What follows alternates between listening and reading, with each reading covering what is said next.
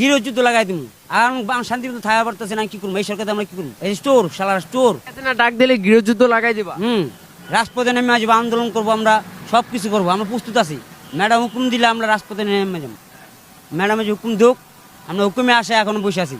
আমরা এক পায়ে রাজি, রক্ত যখন দিয়েছি রক্ত আরো দিব। ঠিক আছে, আমরা শান্তি মতো চলতে পারতেছি না, খাইতে পারতেছি না, খুব কষ্টে আছি আমরা। আমরা যে নেত্রী আসছিল খুব ভালো আসছিলাম, শান্তিতে আসছিলাম, ডাল ভাত খেয়ে শান্তি আসছিলাম। দেশের পরিস্থিতি আরো খারাপ হইব, সরকার যদি গঠন না হয় দেশের পরিস্থিতি আরো খারাপ হইব। দেশের ডাক্তার ইউনিট যেভাবে করতেছে দেশটা ধ্বংস করে লাগতেছে। আর বিগত 5 মাস যদি থাকে দেশের পরিস্থিতি লুটপাট সব লয়ে যাবো গা।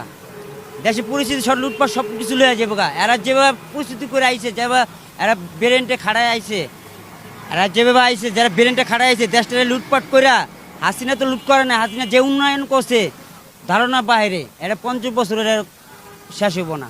যারা ক্ষমতা এখনো আইতে পারে নাই, 16 বছর ধরে ভাঙ্গা তাল ধরা দিছে, এরা লুটপাট করতেছে, কবিতা আওয়ামী লীগ করতেছে। আওয়ামী লীগ